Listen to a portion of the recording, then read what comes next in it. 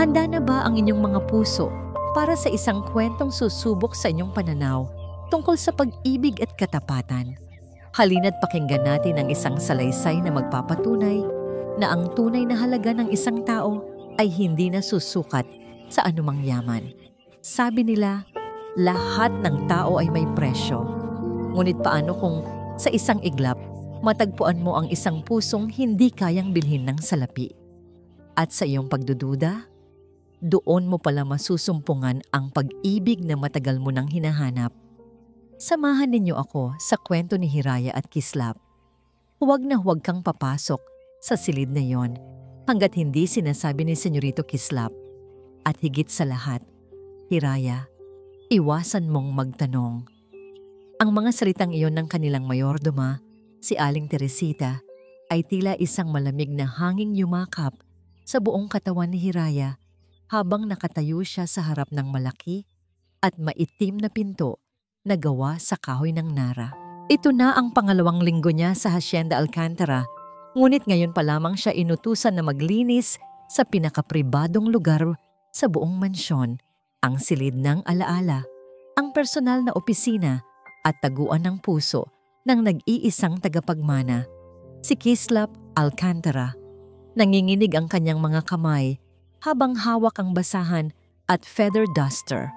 Sa bawat araw na lumilipas, mas lalo niyang nararamdaman ang bigat ng hangin sa loob ng mansyon.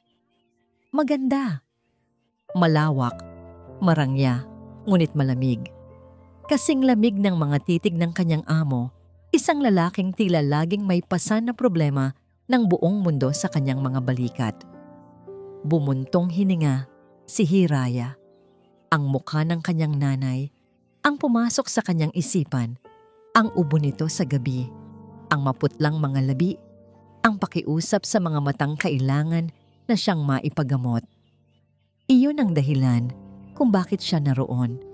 Titiisin niya ang lahat para sa pamilya. Dahan-dahan niyang itinulak ang pinto. Isang amoy ng lumang libro, mamahaling alak, at kalungkutan ang sumalubong sa kanya. Hindi katulad ng ibang bahagi ng mansyon na laging kumikinang. Ang silid na ito ay bahagyang madilim. Tanging isang sinag ng araw mula sa siwang ng makakapal na kurtina ang nagbibigay liwanag sa mga alikabok na lumilipad sa hangin. Ang mga pader ay napapalibutan ng matataas na estante ng libro at sa gitna ay isang malaking mesa na gawa sa mahogany. At doon, nakasubsob sa mesa, natutulog ang lalaking kinatatakutan ng lahat sa mansyon. Natigilan si Hiraya. Sa unang pagkakataon, nakita niya si Kislap Alcantara na hindi nakakunot ang noo. Nakapikit ang mga mata nito, bahagyang nakaawang ang mga labi. Sa kanyang pagtulog, nawala ang imahe ng isang bilyonaryong walang puso. Ang nakikita niya ngayon ay isang lalaking pagod. Isang lalaking tila may malalim na sugat sa kanyang puso. Nagsimula siyang maglinis ng walang ingay. Bawat galaw niya ay maingat. Bawat hakbang ay tila yapak ng isang pusa. Ngunit nang mapadaan siya sa tapat ng mesa, napahinto ang kanyang paghinga. Sa tabi ng natutulog na si Kislap, sa ibabaw mismo ng mga importanteng dokumento ay isang makapal na bungkos ng pera. Libu-libong piso. Sapat na para ipagamot ang kanyang nanay. Sapat na para mapag-aral ang kanyang mga kapatid sa loob ng isang taon. Kumabog ng malakas ang dibdib ni Hiraya. Tila may dalawang boses sa kanyang isipan. Ang isa ay bumubulong, "Kunin mo, Hiraya. Isang tumpok lang. Hindi niya mapapansin. Para ito sa nanay mo." Ngunit ang isa pa, ang boses ng kanyang ama, bago ito pumanaw, ay mas malakas. "Anak, ang kahirapan ay hindi lisensya para gumawa ng masama. Ang dangal, ang tanging yaman na hindi kayang nakawin ni numan." Napansin niya ang isang picture frame na nakataob sa tabi ng pera. Hindi niya sinasadyang masagi ito ng bahagya at tumambad sa kanya ang larawan ni Senyorito Kislap kasama ang isang napakagandang babae. Ngunit ang salamin ng litrato ay basag. Tila sinuntok o ibinagsak ng malakas. Doon niya naintindihan, ang silid na ito ay hindi lang opisina. Isa itong libingan ng mga alaala. Huminga siya ng malalim at gumawa ng desisyon. Hindi niya kayang dungisan ang pangalan ng kanyang mga magulang. Hindi niya kayang ipagpalit ang kanyang dangal sa anumang halaga. Maingat niyang kinuha ang bungkos ng pera. Ang bawat hibla ng kanyang katawan ay nagsisigaw sa takot na baka magising ito. Pagkatapos ay dahan-dahan niyang binuksan ang drawer sa gilid ng mesa at maingat na inilagay doon ang salapi. Isinara niya ito nang walang tunog. Kumuha siya ng isang maliit na piraso ng papel mula sa kanyang bulsa, isang lumang resibo, at nagsulat sa likod nito gamit ang ballpen na laging dala niya.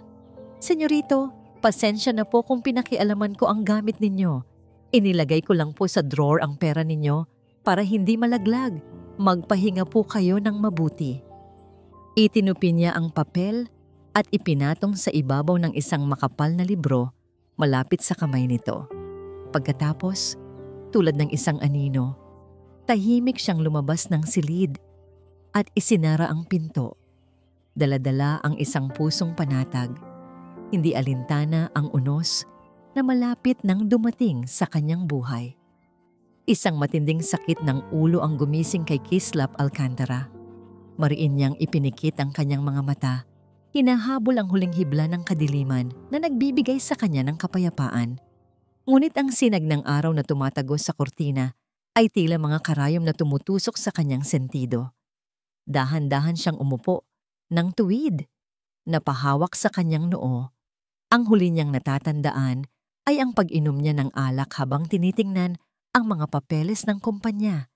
Hindi na naman niya namalayan na nakatulog na pala siya sa opisina. Iglap, nanlaki ang kanyang mga mata.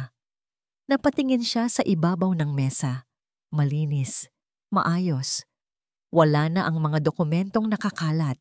Ngunit may isang bagay na nawawala. Ang pera. Kinapa niya ang ibabaw ng mesa. Ang isipan ay ayaw pa ring tanggapin ang nakikita. Tiningnan niya ang sahig. Wala. Isang pamilyar na lamig ang gumapang sa kanyang batok. Isang pakiramdam na matagal na niyang hindi naramdaman. Tila binuhusan siya ng nagyayelong tubig. Bumalik sa kanyang alaala ang isang imahe mula sa nakaraan. Isang ngiti, isang halik, at ang pagkawala ng tiwala kasabay ng malaking halaga ng pera.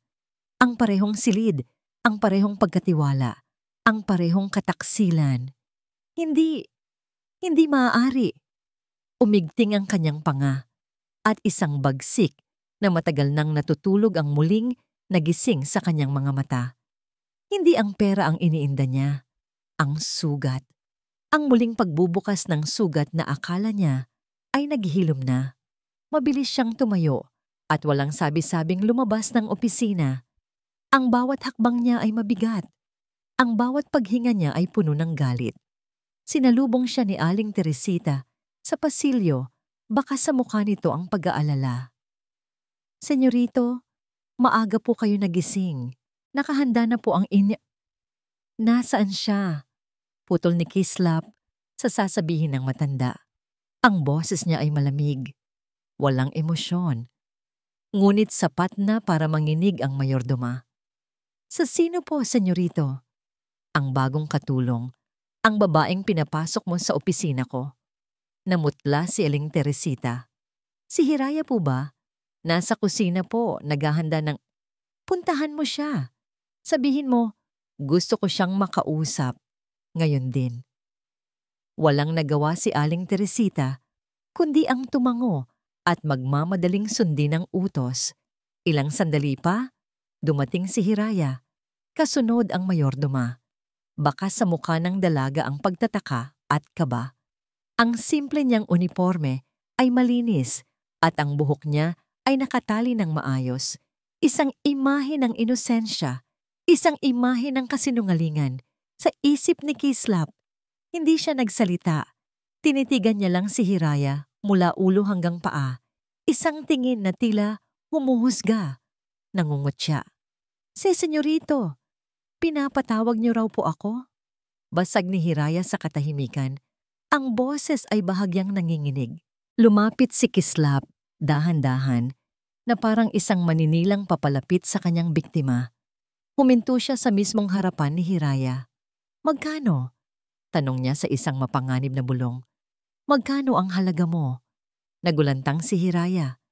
Ang pagtataka sa kanyang mga mata ay napalitan ng pagkalito. "Pipo? Hindi ko po maintindihan."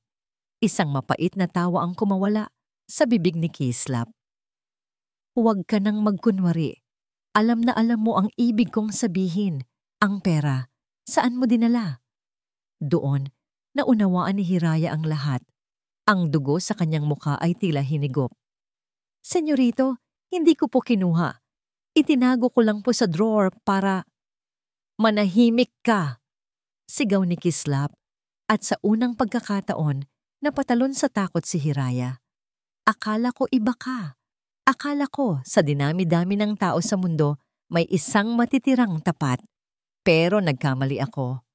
Tumingin siya kay Hiraya na may halong pandidiri. "Lahat kayo ay pare-pareho. Lahat ay may presyo." Tumulo ang mga luha sa mga mata ni Hiraya, hindi dahil sa takot, kundi dahil sa sakit ng akusasyon. "Hindi po totoo yan. Maniwala po kayo." Ngunit hindi na nakinig si Kislap. Tinalikuran niya ito at humarap kay Aling Teresita. "Palayasin siya." Utos niya. Ang boses ay pinal at walang awa. Ayokong makita ang anino niya sa hasyendang ito kahit isang segundo pa. Walang nagawa si Hiraya kundi ang magpatangay sa mga gwardiya habang umiiyak.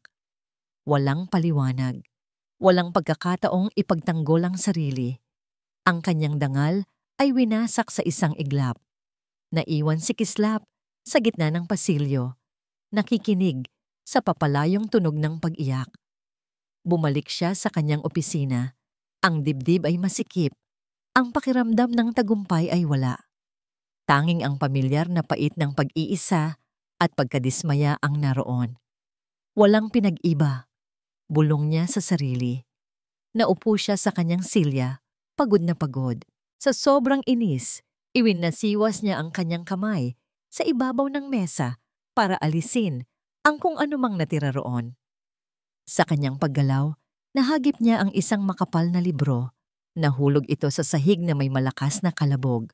At mula sa pagitan ng mga pahina nito, isang maliit at nakatuping piraso ng papel ang lumipad at dahan-dahang lumapag sa kanyang paanan. Nakatitig lang si Kislap sa maliit na piraso ng papel sa sahig. Isang lumang resibo, isang basura. Ngunit may kung anong nag-udyok sa kanya na damputin iyon. Marahil ay dahil iyon na lamang ang natitirang ebidensya ng presensya ng babaeng kalalayas lang niya. Nanginginig ang kanyang mga kamay nang abutin niya ito. Ang galit sa kanyang dibdib ay hindi pa napapawi. Ngunit napalitan ito ng isang kakaibang pag-usisa. Dahan-dahan niyang binuklat ang papel. Ang sulat kamay ay simple, pambabae at bahagyang magulo. Tila isinulat ng nagmamadali. Ngunit ang mga salita ay malinaw. "Senyorito, pasensya na po kung pinakialaman ko ang gamit ninyo. Inilagay ko lang po sa drawer ang pera ninyo para hindi malaglag. Magpahinga po kayo ng mabuti." Paulit-ulit na binasa ni Kislap ang maikling mensahe. Ang bawat salita ay tila isang martilyong pumupukpok sa kanyang sentido, isang dagitab na gumigising sa kanyang manhid na kaluluwa. "Inilagay ko lang po sa drawer." Sa drawer. Drawer. Tila isang hangal, dahan-dahan niyang ibinaling ang kanyang tingin sa mesa. Sa gilid nito ay ang maliit na drawer na halos hindi na niya nabubuksan. Ang puso niya ay nagsimulang tumibok ng napakabilis, isang halo ng pag-asa at matinding takot sa katotohanang maaaring nagkamali siya. Naglakad siya palapit, ang bawat hakbang ay tila may bigat na 1 tonelada. Inabot niya ang handle ng drawer, malamig. Tulad ng kanyang puso, ilang sandali lang ang nakalipas. Huminga siya ng malalim at binuksan niya ito. Doon, sa loob, maayos na nakasalansan, ay ang bungkos ng pera. Kumpleto. Walang labis, walang kulang. Ang parehong pera na naging dahilan ng kanyang galit, ang naging mitya ng kanyang paghusga. Nakatitig lang siya roon, hindi makapaniwala. Ang imahe ng umiiyak na mukha ni Hiraya ay biglang sumulpot sa kanyang isipan. Ang mga matang puno ng sakit, ang tinig na nagsusumamo, na paniwalaan siya. Hindi po totoo yan. Maniwala po kayo. Hindi.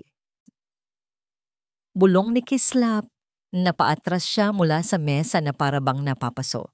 Napasabunot siya sa kanyang buhok. Ang katotohanan ay isang malakas na sampal sa kanyang mukha. Hindi siya nagnakaw. Tinulungan niya ako. At ako, ano ang ginawa ko? Isang malakas na sigaw ng pagkadurog ang kumawala mula sa kanyang lalamunan. Isang sigaw na puno ng pagsisisi. Sinuntok niya ang pader. Hindi iniinda ang sakit na gumuhit sa kanyang mga kamao. Ang sakit sa kanyang puso ay mas matindi, mas malalim. Muli niyang sinira ang tiwala ng isang taong inosente. Muli niyang hinusgahan ang isang tao base sa sugat ng kanyang nakaraan. Muli niyang pinatunayan sa kanyang sarili na siya ang kontrabida sa sarili niyang kwento. Gumuho siya sa sahig, isinubsob ang mukha sa kanyang mga palad. At doon, sa loob ng silid ng alaala, sa unang pagkakataon, sa loob ng maraming taon, umiyak si Kislap Alcantara. Hindi iyak ng galit, kundi iyak ng isang taong nawalan. Isang iyak ng matinding pagsisisi. Ang bawat luhang pumapatak mula sa kanyang mga mata ay tila naghuhugas sa yelong bumalot sa kanyang puso. Ang bawat hikbi ay pag-amin sa kanyang pagkakamali. Hinusgahan niya ang isang inosenteng tao. Sinaktan niya ang isang mabuting puso. At ang pinakamasakit sa lahat, ginawa niya ito dahil sa sarili niyang mga demonyo. Tumayo siya. Ang mga binti ay nanginginig pa rin. Pinunasan niya ang kanyang mga luha gamit ang likod ng kanyang palad. Wala nang oras para sa pag-iyak. Bawat segundong lumilipas ay lalong lumalayo ang babaeng dapat sana'y pinrotektahan niya. Mabilis niyang kinuha ang kanyang cellphone. Nanginginig ang kanyang mga daliri habang hinahanap ang numero ng kanyang pinagkakatiwalaang assistant. "Sir?" Sagot ng boses sa kabilang linya. "Marco?" Sabi ni Kislap. Ang boses ay basag at apurahan. "May ipapahanap ako sa'yo. Isang babae." "Sino po, sir?" "Hiraya Magsaysay. Ang bago. Ang dating katulong dito. Alamin mo kung saan siya nakatira. Alamin mo kung anong basang sinakyan niya. Gawin mo ang lahat." Nagkaroon ng desperasyon sa kanyang boses. Kailangan ko siyang mahanap. Kailangan kong humingi ng tawad. Sandaling katahimikan sa kabilang linya bago sumagot si Marco. "Masusunod po, sir. Kikilos po ako agad." Pagkababa ng telepono, napasandal si Kislap sa pader, napapikit ng mariin. Huli na ba ang lahat? Mapapatawad pa kaya siya ng isang pusong sinugatan niya nang walang kalaban-laban? Ilang minuto na, tila isang kawalang hanggan ang lumipas bago muling tumunog ang kanyang telepono. Si Marco. "Sir," sabi ni Marco, "nakuha ko na po." Nakasakay siya sa huling biyahe ng bus papuntang probinsya ng Sandiwa. "Pero sir," nag-atubili ito. "Pero ano?" Sigaw ni Kislap. "May paparating pong malakas na bagyo. Nag-abiso na po ang Pag-asa. Posibleng isara ang lahat ng daan papunta roon sa loob ng ilang oras." Hindi na nag-isip pa si Kislap. Kinuha niya ang susi ng kanyang sasakyan sa mesa. Ang pagsisisi ay naging determinasyon. "Ihanda mo ang sasakyan," utos niya habang mabilis na naglalakad palabas ng silid. "Susundan ko siya." Kahit pasuungin niya ang pinakamalakas na bagyo, gagawin niya. Hahanapin niya ang babaeng nagpakita sa kanya ng tunay na kahulugan ng katapatan, ang babaeng sinuklian niya ng kalupitan. Ang bawat patak ng ulan na humahampas sa bintana ng bus ay tila karayom na tumutusok sa puso ni Hiraya. Nakasandal ang kanyang noo sa malamig na salamin.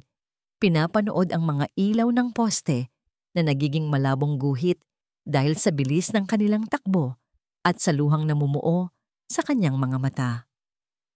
Hindi niya matandaan kung paano siya nakarating sa terminal. Ang tanging alam niya ay ang bigat ng bawat hakbang palayo sa Hacienda Alcantara. Ang bawat hininga ay puno ng pighati. Hindi ang pagkawala ng trabaho ang masakit. Hindi rin ang gutom na posibleng danasin ng kanyang pamilya. Ang masakit ay ang pagyurak sa kanyang dangal. Ang akusasyon na tumatak sa kanyang pagkatao na parang isang mainit na bakal. Pinunasan niya ang kanyang mga luha. Ayaw na niyang umiyak. Pagdating niya sa sandiwa, kailangan niyang maging matatag.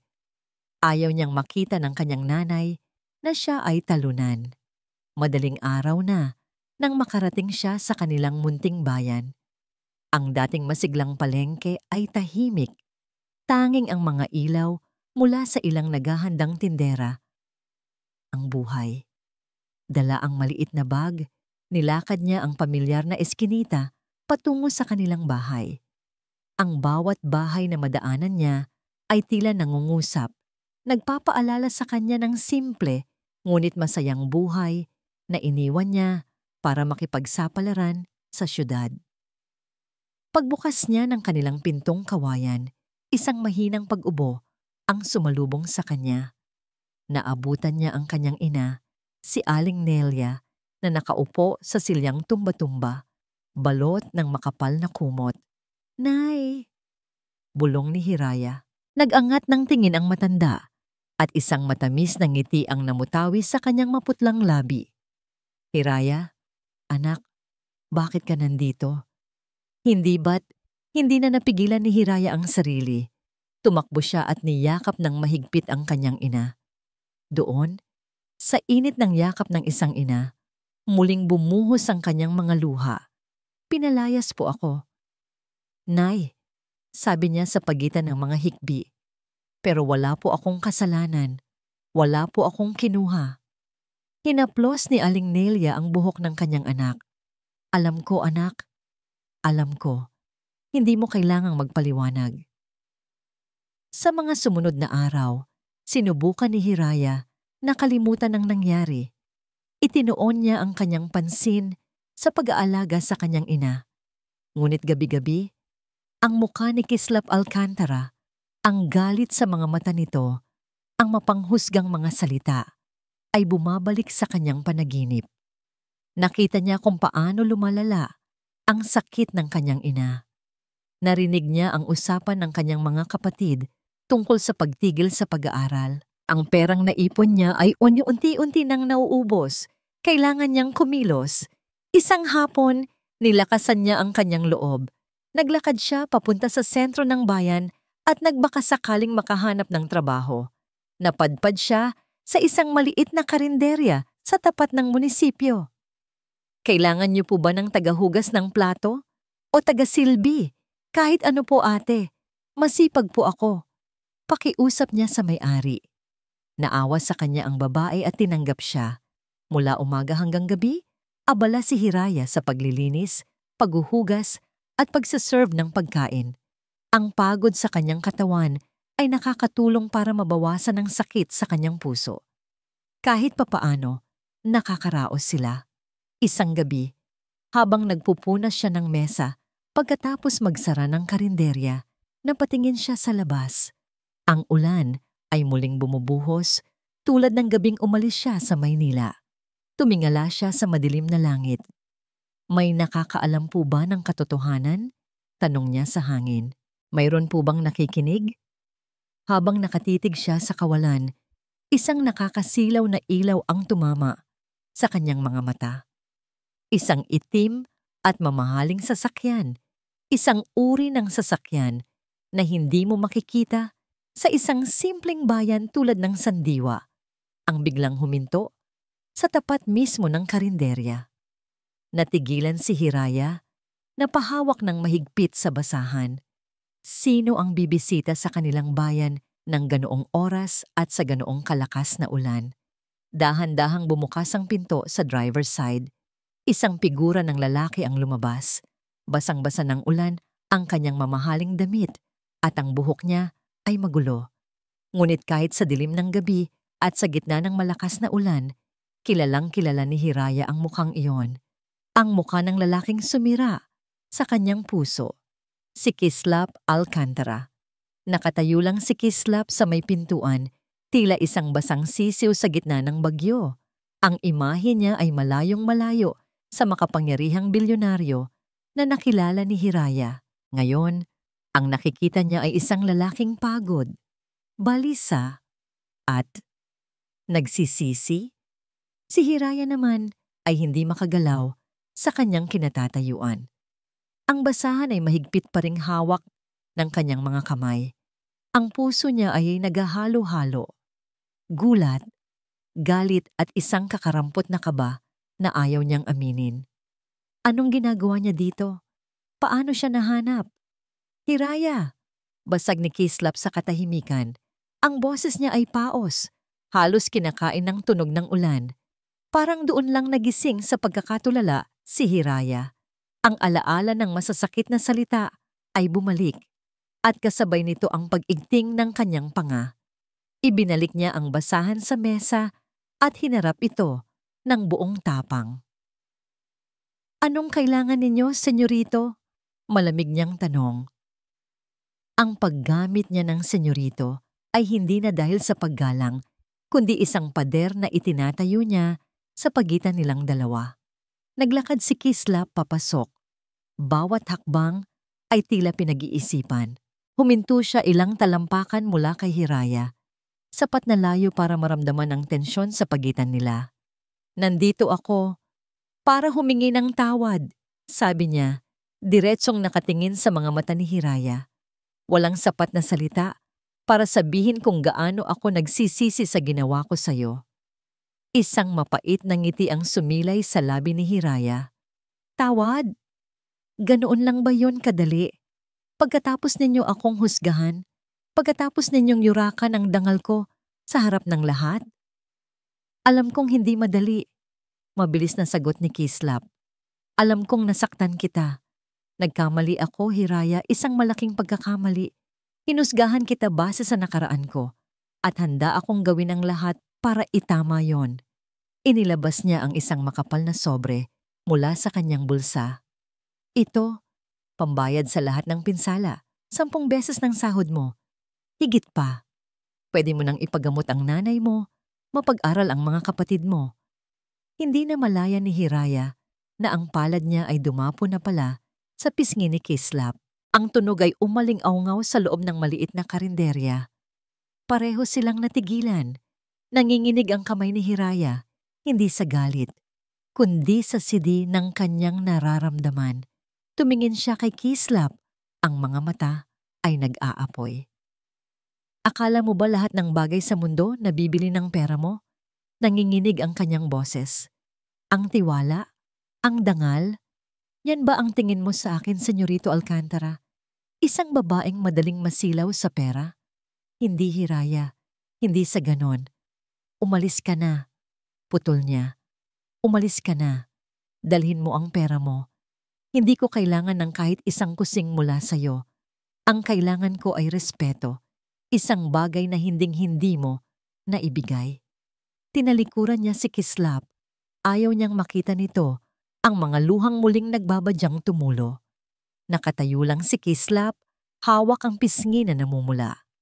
Ang sampal ay masakit, ngunit mas masakit ang katotohanan sa bawat salitang binitawan ni Hiraya. Muli, nagkamali siya. Akala niya, pera ang solusyon. Hindi siya umalis. Sa halip, naupo siya sa isa sa mga bangko. Sa gitna ng dilim, hinahayaan ng ulan na maging saksi sa kanyang pagdurusa.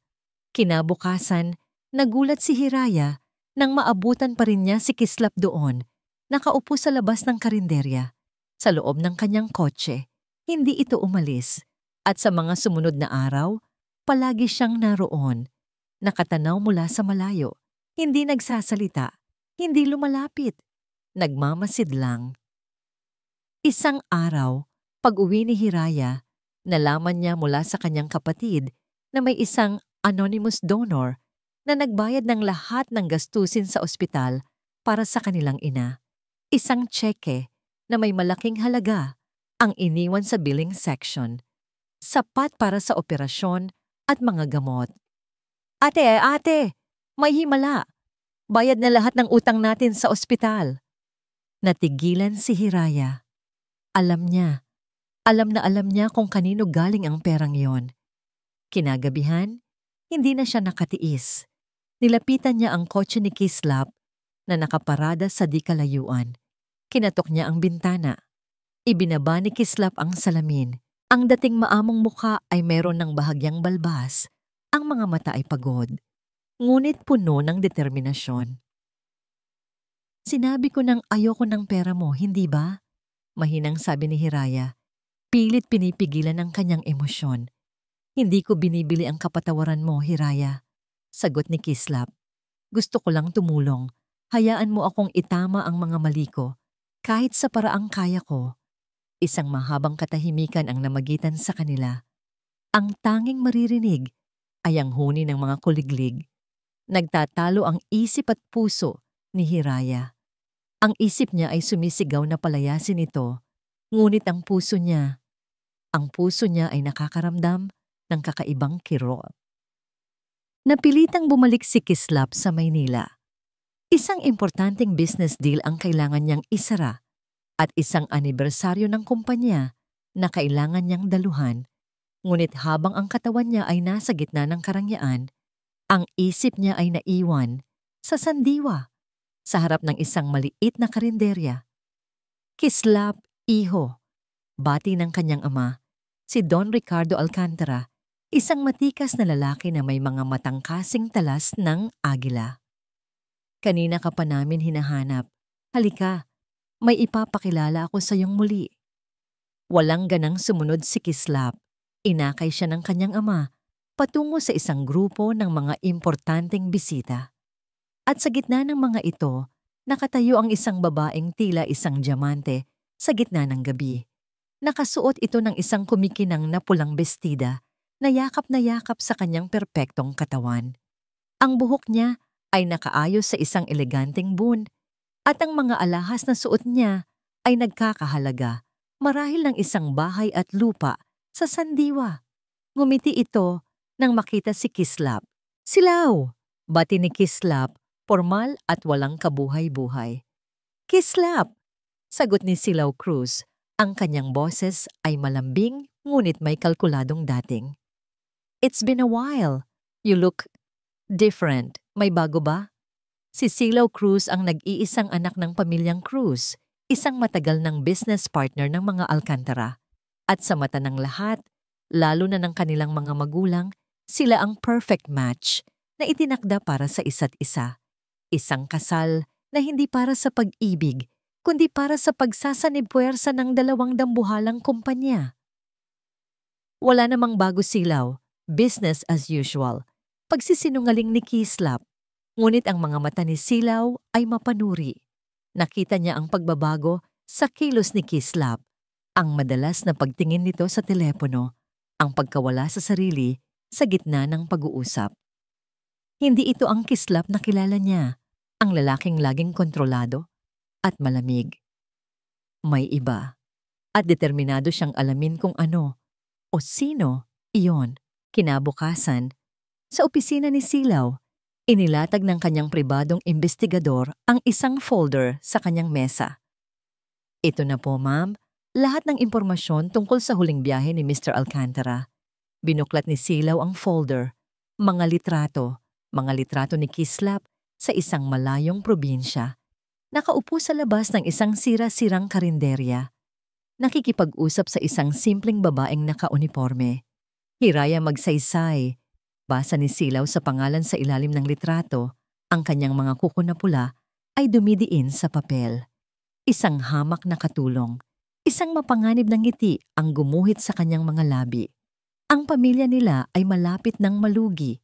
Ang kasal nila ni Kislap ang tanging solusyon para mailigtas ang kanilang yaman at hindi siya papayag na isang basahan lang ang hahadlang sa kanyang mga plano.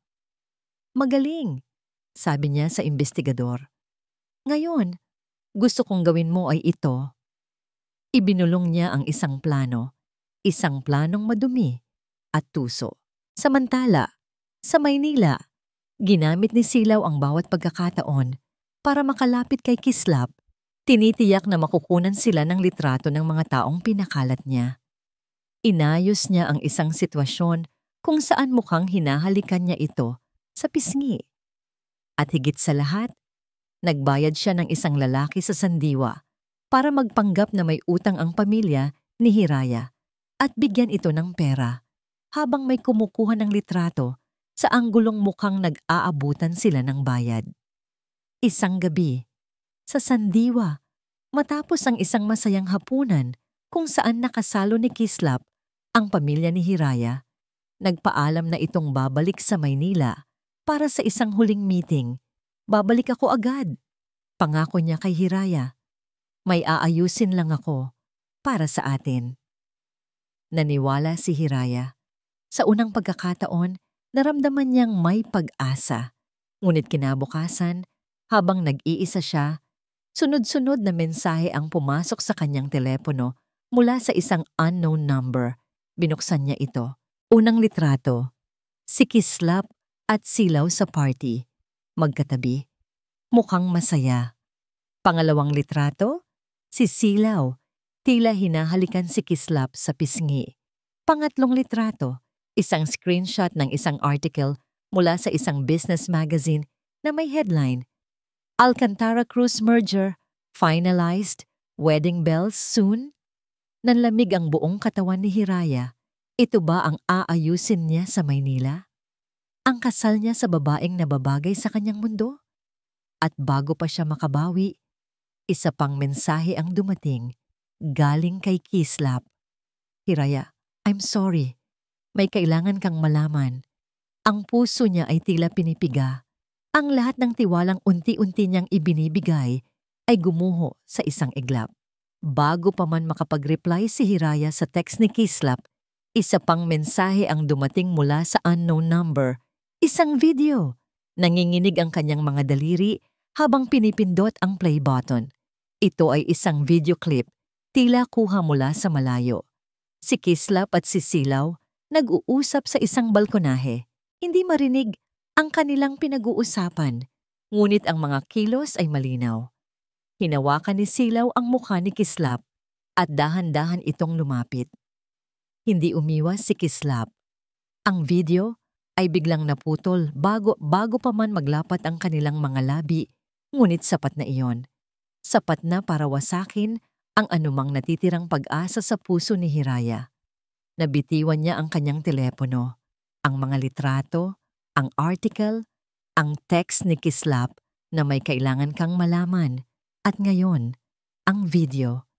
Lahat ay tila mga piraso ng isang masakit na palaisipan na nagsasabing niloko lang siya.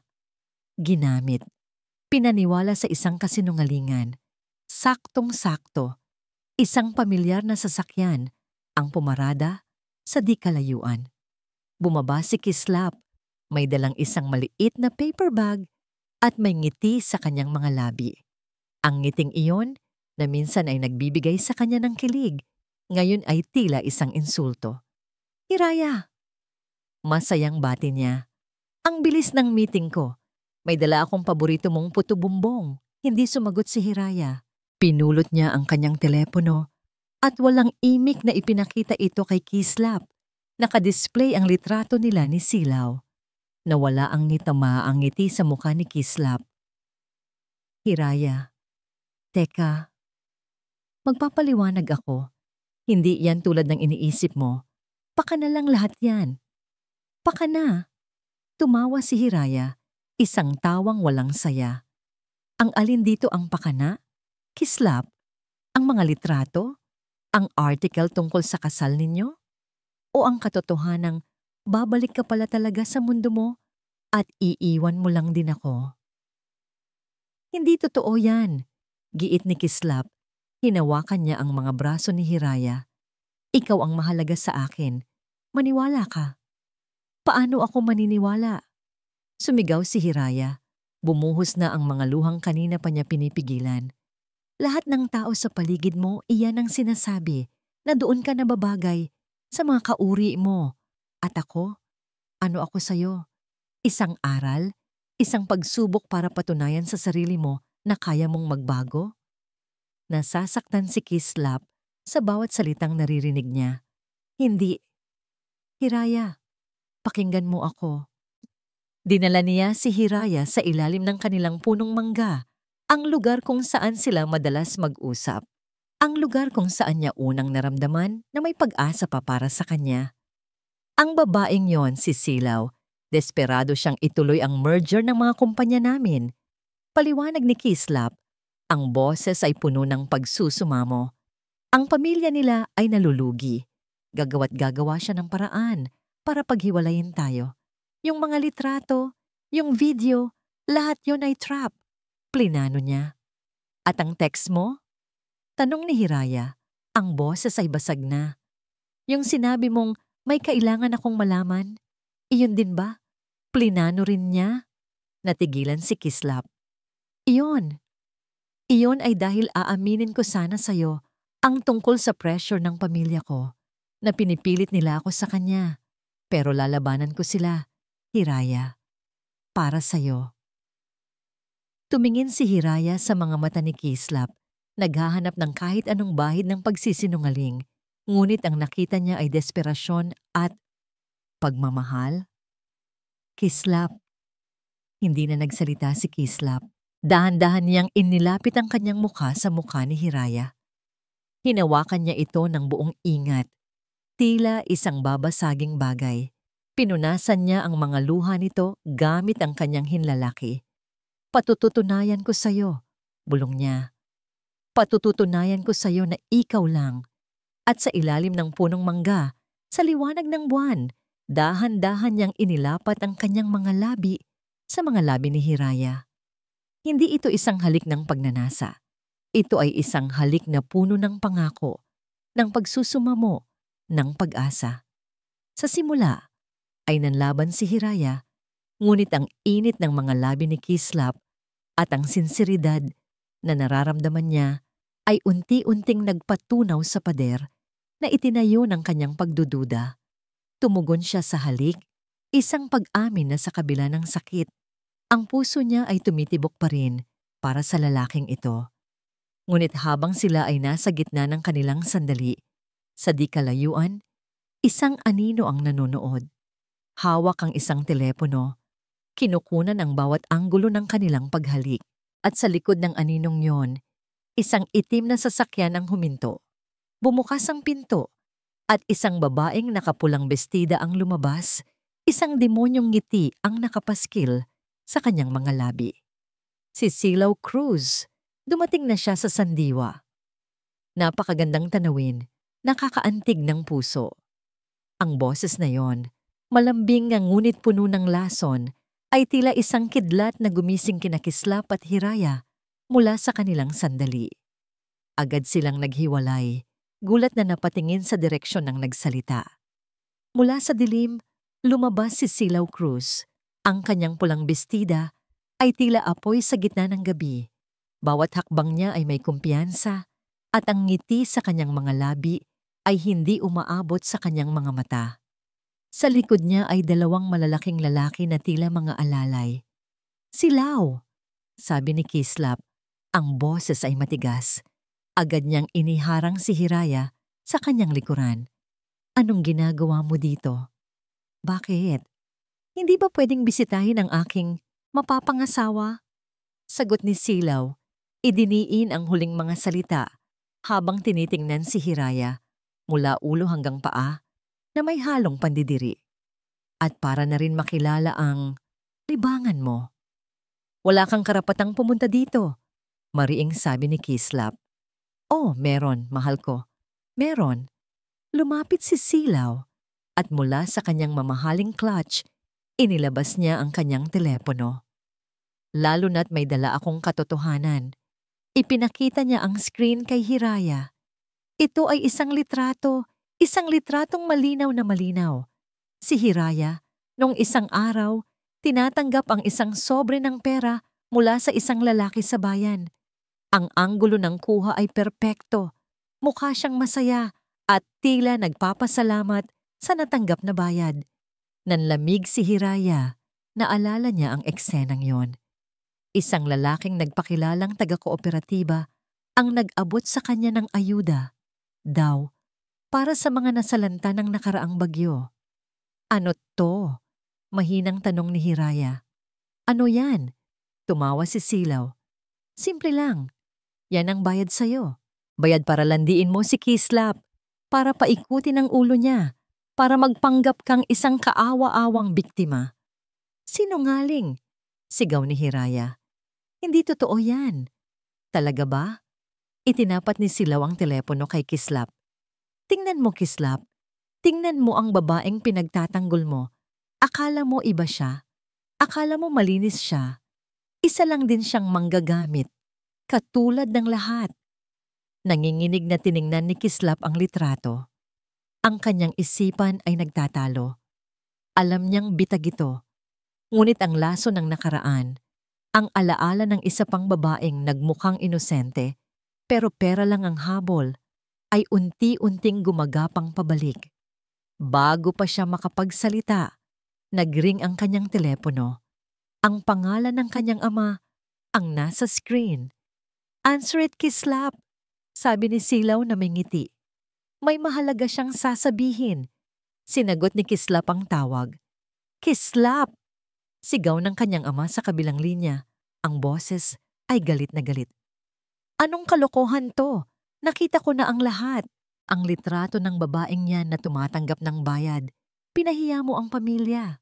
Umuwi ka dito ngayon din, kasama si Silaw. O itatakwil kita bilang anak ko. Kalimutan mo na isa kang Alcantara. Ang bawat salita ay tila isang pako na ibinabaon sa dibdib ni Kislap. Ang banta ng kanyang ama, ang ebidensya sa kanyang harapan, ang nangiting tagumpay sa mukha ni Silaw, ang naguguluhang mga mata ni Hiraya. Ang buong mundo niya ay gumuho. Tumingin si Silaw kay Hiraya. Nakikita mo? Hindi ka nababagay sa mundo namin. Isa ka lang hamak na basura. Tama na, sigaw ni Kislap. Lahat sila ay napatingin sa kanya. Ang kanyang mukha ay hindi mabasa. Puno ng sakit, puno ng gulo. Tumingin siya kay Hiraya at sa isang iglap, ang init sa kanyang mga mata ay nawala. Napalitan ito ng isang pamilyar na lamig. Ang lamig na unang nakita ni Hiraya sa silid ng alaala. Siguro nga, nagsalita si Kislap. Ang boses ay walang emosyon. Nagkamali ako. Napatakip ng bibig si Hiraya. Ang mga salitang yun ay mas masakit pa sa sampal. Kislap, hindi. Pakiusap niya. Ang luha ay malayang dumadaloy, ngunit hindi na siya pinakinggan ni Kislap. Tinalikuran niya ito. Naglakad siya palapit kay Silaw. Hinawakan ito sa braso. Tara na, sabi niya. Umuwi na tayo. Nakangiting tumingin si Silaw kay Hiraya, isang tinging puno ng pagtatagumpay. Pagkatapos ay sumama siya kay Kislap papunta sa sasakyan. Naiwan si Hiraya na nakatayo sa ilalim ng punong mangga, mag-isa. Ang katawan niya ay hindi makagalaw.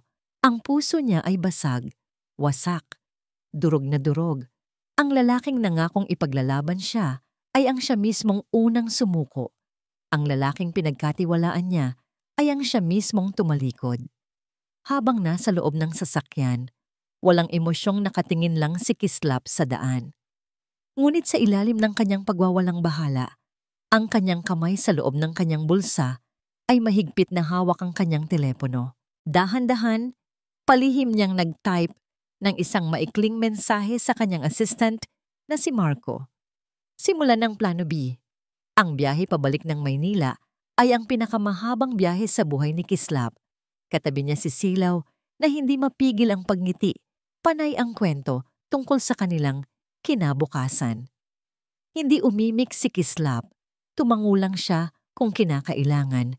Ang isip ay lumilipad sa ibang lugar, sa ilalim ng isang punong mangga, kung saan iniwan niya ang isang durog na puso. Ngunit ang pagtalikod niya kay Hiraya ay hindi isang pagsuko. Ito ay isang sakripisyo, isang mapanganib na sugal. Sa sandaling makita niya ang litrato at matanggap ang tawag mula sa kanyang ama, Naintindihan ni Kislap ang lahat. Si Silaw ay hindi lang naglalaro. Nagtayo ito ng isang perpektong bitag. Kung lalabanan niya ito noon din, sa harap ni Hiraya, lalo lang gugulo ang sitwasyon. Gagamitin ni Silaw ang kapangyarihan ng pamilya nila para idiin lalo si Hiraya. Sasabihin ng lahat na nabubulagan lang siya. At sa huli, si Hiraya pa rin ang masasaktan. Kailangan niyang magpanggap na talo. Kailangan niyang pumasok sa lungga ng kalaban para sirain ito mula sa loob. Pagdating sa Maynila, ginampanan niya ang papel ng isang masunuring anak at mapapangasawa. Pumayag siya sa lahat ng gusto ng kanyang ama. Pumayag siyang simulan ang pag-aayos ng kasal nila ni Silaw. "To our future," sabi ni Silaw isang gabi. Itinaas ang kanyang baso. Nasa isang mamahaling restaurant sila, nagdiriwang. "To our future," ulit ni Kislap. Itinaas din ang kanyang baso, ngunit ang mga mata niya ay walang kislap. Nawala ang lahat ng pagdududa ni Silaw. Naging kampante siya. Akala niya nanalo na siya. At sa kanyang pagiging kampante, naging pabaya siya. Dito na pumasok ang plano B. Sa utos ni Kislap, si Marco at ang isang team ng mga pinakamagagaling na investigador ay nagsimulang kumilos sa dilim. Unang target, ang lalaki sa litrato. Sa tulong ng mga koneksyon ni Kislap, natunto nila ito sa isang liblib na lugar. Sa simula ay ayaw nitong magsalita. Ngunit nang ipakita ni Marco ang ebidensya ng iba pa nitong mga panloloko, bumigay din ito. "Inutusan lang po ako ni Ma'am Silaw Cruz. Binayaran niya po ako ng malaking halaga para magpanggap na taga-kooperatiba at bigyan ng pera si Hiraya." May kasama po siyang photographer na kumuha ng litrato sa tamang anggulo. Pangalawang target, ang pananalapi ng Cruz Corporation. Habang abala si Silaw sa paghahanda sa kasal, si Kislap ay palihim na nag-utos ng isang malalimang audit sa mga transaksyon sa pagitan ng Alcantara at Cruz Corp. Doon, natuklasan nila ang isang malaking anomalya. Si Silaw ay gumagamit ng mga pekeng dokumento para makakuha ng pondo mula sa kumpanya ni Kislap, isang uri ng corporate fraud para ipantapal sa mga pagkalugi ng kanilang sariling kumpanya. Lahat ng ebidensya, ang video ng confession, ang mga dokumento ng fraud, mga bank statement ay maingat na kinolekta at inayos ni Kislap. Habang ginagawa niya ang lahat ng ito, bawat gabi ay isang impyerno para sa kanya. Ang imahe ni Hiraya, umiiyak at nasasaktan, ay hindi nawawala sa kanyang isipan. Gustong-gusto na niyang tumakbo, pabalik sa sandiwa, yakapin ito at sabihin ang lahat. Ngunit kailangan niyang tiisin, kailangan niyang tapusin ang laban. Para sa katarungan, para kay Hiraya. Samantala, si Hiraya, dala ang durog na puso, ay nagpasya ring umalis. Hindi na niya kaya ang mga alaala sa sandiwa. Nagpaalam siya sa kanyang pamilya, ipinangakong babalik kapag kaya na niya. Naghahanap siya ng trabaho sa lugar na walang nakakakilala sa kanya. Napadpad siya sa isang tahimik na beach resort sa Palawan. Nagtrabaho bilang isang front desk staff. Doon, sa alon ng dagat at sa paglubog ng araw, sinubukan niyang buuin muli ang kanyang sarili. Isang gabi, habang nag-aayos siya ng mga magazine sa lobby ng resort, napukaw ng isang headline sa business section ng dyaryo ang kanyang atensyon. Alcantara Cruz merger, magaganap na sa isang malaking press conference, pag-aanunsyo ng kasal, inaasahan. May kasama itong malaking litrato ni Kislap at Silaw, nakangiti sa mga kamera. Niyukom ni Hiraya ang kanyang mga palad. Isang luhang taksil ang pumatak sa dyaryo. Tapos na talaga. Totoo ang lahat. Ngunit habang pinupunasan niya ang kanyang luha, narinig niya ang balita sa TV na nakadisplay sa lobby. Inaanyayahan ang lahat ng miyembro ng media sa gaganaping press conference ng Alcantara Corporation bukas ng hapon. Ayon sa isang source, isang napakahalaga at di inaasahang anunsyo ang gagawin ni CEO Kislap Alcantara na tiyak nagugulat sa mundo ng pagnenegosyo. Ang ballroom ng Alcantara Tower ay puno ng mga miyembro ng media, mga maimpluwensyang negosyante, at ang buong alta sosyedad. Lahat ay nag-aabang sa anunsyo ng taon. Sa entablado, isang malaking screen ang nagpapakita ng mga logo ng Alcantara Corporation at Cruz Corporation. Sa front row, nakaupo ang pamilya Alcantara at pamilya Cruz. Ang mga mukha ay puno ng pagmamalaki. Si Silao ay nasa tabi ng entablado, suot ang isang puting bestida na tila para sa isang nobya. Ang kanyang nangiti ay matamis. Ang kanyang mga mata ay nagniningning sa tagumpay. Ito na ang araw niya. Sa Palawan, sa lobby ng resort, napahinto si Hiraya sa kanyang ginagawa. Kasama ang ilang mga staff at bisita, napatutok siya sa malaking TV screen na nagbo-broadcast ng press conference ng live. Ang puso niya ay kumikirot, ngunit may kung anong puwersa ang pumipigil sa kanya na umalis. Ladies and gentlemen, the CEO of Alcantara Corporation, Mr. Kislap Alcantara. Isang masigabong palakpakan ang sumalubong kay Kislap pag-akyat niya sa entablado. Gwapo siya sa kanyang suot na dark blue suit, ngunit ang kanyang mukha ay seryoso, ang kanyang mga mata ay tila may hinahanap sa gitna ng mga kamera. Lumapit siya sa podium, huminga ng malalim. Magandang hapon sa inyong lahat. Simula niya, ang kanyang boses ay malinaw at malakas. Umalingaw-ngaw sa buong ballroom. Salamat sa inyong pagdalo. Tinipon ko kayo ngayon hindi lang para pag-usapan ng negosyo. Nandito ako para magbahagi ng isang kwento.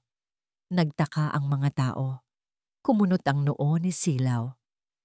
Ito ay isang kwento tungkol sa katapatan at kasinungalingan. Pagpapatuloy ni Kislap.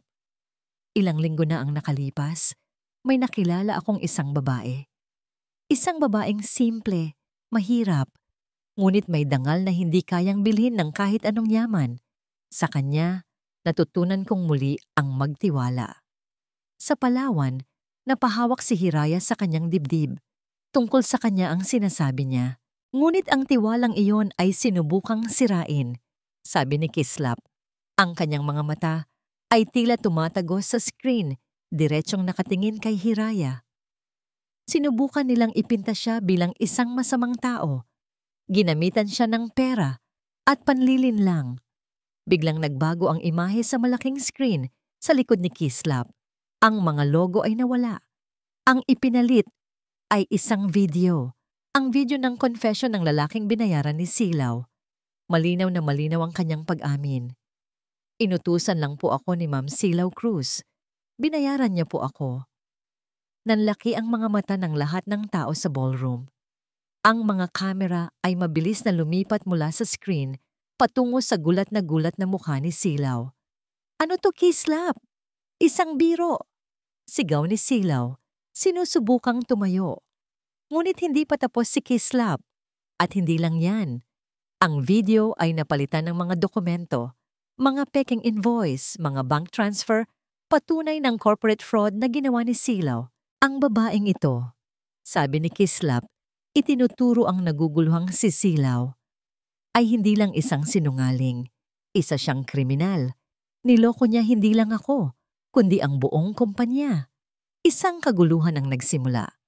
Ang mga reporter ay nagsigawan, nagsitayuan. Ang pamilya Cruz ay namutla. Si Don Ricardo Alcantara ay napahawak sa kanyang dibdib, hindi makapaniwala. Sa gitna ng kaguluhan, muling nagsalita si Kislap sa mikropono at ang boses niya ay nangingibabaw sa lahat. Ginawa ko ito para linisin ang pangalan ng isang inosenteng tao. Ginawa ko ito para itama ang aking pagkakamali. Huminga siya ng malalim. Ang kanyang mga mata ay muling tumingin sa kamera na para bang si Hiraya lang ang kanyang kausap. Hiraya, magsaysay. Patawarin mo ako. Sa harap ng buong mundo, sinasabi ko sa'yo, patawarin mo ako sa pagdududa ko. Patawarin mo ako sa sakit na naidulot ko. At sa harap nilang lahat, gusto kong malaman mo, na ikaw at ikaw lang ang babaeng mahal ko. Habang papalapit ang mga pulis kay Silaw, na ngayon ay humahagulgol na, ang atensyon ng lahat ay na kay Kislap. Ngunit hindi na siya nakatingin sa kanila. Nakatitig lang siya sa kamera. Ang kanyang puso ay nasa kanyang mga mata. Sa Palawan, napaluhod si Hiraya sa sahig, humahagulgol sa yak. Ngunit hindi ito iyak ng sakit. Ito ay iyak ng ginhawa. Ang pag-unawa, ng pag-ibig. Ang lahat ng tao sa lobby ay nakatingin sa kanya, nakangiti. Isang matandang staff ang lumapit at hinawakan ng kanyang balikat. Puntahan mo na siya, Iha. Bago pa man siya makatayo, isang pamilyar na boses ang tumawag sa kanyang pangalan mula sa may pintuan ng resort. Hindi na kailangan, dahil ako na ang pumunta. Lumingon si Hiraya. Nakatayo doon, sa pasukan ng lobby, suot pa rin ang kanyang suit. Tila tumakbo mula sa press conference papunta roon, si Kislap Alcantara. Nakangiti ito, isang ngiting puno ng pagmamahal at pag-asa. Sinabi ko sa iyo babalik ako, di ba? Sabi niya, nandito ako para sunduin ka, para iuwi ka na, Hiraya. Hindi tumakbo si Hiraya, dahan-dahan lang siyang naglakad, palapit kay Kislap. Ang bawat hakbang ay tila nagpapatunay na hindi ito isang panaginip. Ang mga tao sa paligid nila ay tila mga aninong naglaho. Sa sandaling iyon, silang dalawa lang ang umiiral sa mundo. Nang magkalapit sila, walang nagsalita. Tinitigan lang nila ang isa't isa, hinahayaan ng kanilang mga mata na sabihin ang lahat ng hindi kayang bigkasin ng mga labi. Ang sakit, ang pangungulila, ang pagsisisi, at higit sa lahat, ang pag-ibig na nanatiling buhay sa kabila ng lahat. Unang kumilos si Hiraya. Dahan-dahan niyang itinaas ang kanyang kamay at hinaplos ang pisngi ni Kislap doon mismo sa lugar kung saan niya ito sinampal noon. Totoo ka nga, bulong niya, isang butil ng luha ang muling pumatak. Totoo ako, sagot ni Kislap. Ipinikit ang kanyang mga mata para damhin ang haplos ni Hiraya. Hinawakan niya ang kamay nito at marahang hinalikan. At totoo ang lahat ng sinabi ko. Patawarin mo ako, Hiraya, sa lahat-lahat. Umiling si Hiraya. Naiintindihan ko na. Salamat. Salamat sa pagtitiwala. At salamat sa paglaban. Sa gitna ng lobby ng resort, sa harap ng ilang nakangiting manonood, niyakap ni Kislap si Hiraya ng napakahigpit. Isang yakap na nagsasabing hindi na kita muling bibitawan. Isang yakap na sumasagot sa lahat ng tanong at bumubura sa lahat ng sakit. Ang pagbabalik nila sa Maynila ay ibang-iba na. Walang tensyon, walang pagdududa. Tanging katahimikan at ang magkahawak nilang mga kamay. Unang destinasyon nila, ang mansyon ng mga Alcantara. Sinalubong sila ni Don Ricardo. Ang dating tigas ng kanyang mukha ay napalitan ng hiya at pagsisisi. Iha, sabi nito kay Hiraya, yumuko ng bahagya. Patawarin mo ako sa aking pagiging bulag. Tinatanggap kita sa aming pamilya, hindi bilang isang manugang, kundi bilang isang tunay na anak.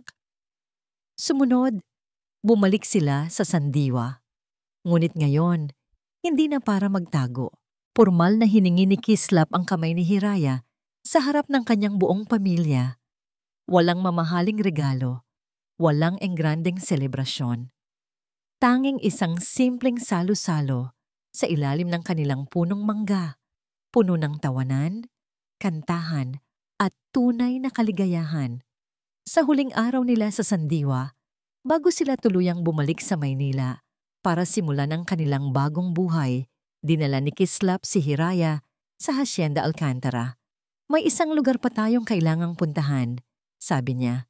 Hinawakan niya ang kamay nito at sabay silang naglakad papunta sa pamilyar na pasilyo, patungo sa madilim na pinto ng Nara, ang silid ng alaala. Pagbukas nila ng pinto, hindi na dilim at kalungkutan ang sumalubong sa kanila. Ang makakapal na kurtina ay nakabukas na ng maluwag, hinahayaan ang ginintuang sinag ng hapon na pumasok at magbigay buhay sa buong silid. Malinis na ang lahat at ang amoy ng lumang libro ay napalitan na ng amoy ng sariwang bulaklak na nakalagay sa isang florera sa mesa. Pinasadya kong ayusin, sabi ni Kislap. Oras na para palitan ang mga lumang alaala ng mga bago. Lumapit siya sa mesa. Nandoon pa rin ang basag na picture frame. Kinuha niya ito. Tinitigan niya ito sa huling pagkakataon. Ang imahe ng kanyang masakit na nakaraan. Ngunit sa halip na itapon ito sa galit, kumuha siya ng isang maliit na kahon. Maingat niyang inilagay ang litrato sa loob at isinara ito. Ang nakaraan ay bahagi pa rin ng kung sino ako, sabi niya, lumingon kay Hiraya. Pero hindi na ito ang nagkokontrol sa akin. Hindi na ito ang magdidikta ng kinabukasan ko. Itinabi niya ang kahon sa pinakailalim na bahagi ng estante. Pagkatapos, lumapit siya kay Hiraya. Mula sa kanyang bulsa, wala siyang inilabas na singsing na may diamante. Ang inilabas niya ay isang simpleng susi. Hindi kita aalukin ng kasal sa pamamagitan ng isang mamahaling bato. Hiraya, sabi niya. Ang kanyang boses ay puno ng sinseridad. Inaalok ko sa iyo ang susi ng aking puso, ng aking tiwala, at ng aking buong pagkatao. Gusto kong ikaw ang maging kasama ko sa pagbuo ng mga bagong alaala sa silid na ito at sa lahat ng sulok ng ating buhay. Dahil ikaw, pagpapatuloy niya, hinahaplos ang pisngi nito. Ikaw ang tunay na yaman na matagal ko nang hinahanap. Tinanggap ni Hiraya ang susi. Ang mga luha sa kanyang mata ngayon ay mga luha ng purong kaligayahan. Oo, bulong niya. Oo, Kislap. Sa silid kung saan nagsimula ang lahat, sa isang pagsubok ng katapatan, sa isang pagkakamali, sa isang liham ng katotohanan, doon din nila sinilyuhan ang kanilang pag-ibig. Hindi sa isang halik na puno ng pagnanasa, kundi sa isang yakap na puno ng kapayapaan, isang pangako na sa bawat pagsubok ng buhay, ang kanilang pag-ibig na binuo sa tiwala at katapatan, ang mananatiling pinakamatibay nilang sandata. At ang silid ng alaala ay hindi na isang libingan ng nakaraan, kundi isang hardin kung saan magsisimulang mamukadkad ang kanilang walang hanggan. At dito po nagtatapos ang kwento nila Hiraya at Kislap. Isang paglalakbay na nagturo sa atin na ang tunay na halaga ng isang tao ay hindi nasusukat sa kapal ng kanyang pitaka, kundi sa kalinisan ng kanyang puso. Ito ay isang paalala na ang tiwala, kapag nasira, ay mahirap buuin. Ngunit ang tunay na pag-ibig ay may kakayahang maghilom kahit ng pinakamalalim na sugat. Taos-puso po akong nagpapasalamat sa inyong walang sawang pagsubaybay at sa pagbibigay ninyo ng pagkakataon na samahan kayo sa bawat emosyon, sa bawat galit, luha, kilig, at pag-asa. Nais ko pong marinig ang inyong saloobin. Anong aral ang pinakapumatak sa inyong puso mula sa kwento ni Hiraya at Kislap? At anong uri naman ng mga kwento ng pag-ibig ang nais ninyong marinig mula sa amin sa mga susunod na araw? I-comment nyo lang po sa ibaba dahil napakahalaga ng inyong boses sa amin. At syempre, kung nagustuhan nyo ang kwentong ito, isang pindot lang po sa like button ay malaking bagay na. I-share na rin ninyo sa pamilya at mga kaibigan. At kung hindi pa po kayo nakapag-subscribe, ngayon na po ang tamang panahon para maging bahagi ng ating lumalaking pamilya. Huwag kalimutang i-click ang notification bell para kayo ang unang makarinig kapag may bago kaming upload. Muli, ako po ang inyong lingkod, nag-iiwan ng isang paalala. Ang bawat puso ay may sariling kwento, at ang bawat kwento ay may aral na naghihintay. Pagpalain po kayo ng Panginoon, kayo, at ang inyong buong pamilya. Hanggang sa muli.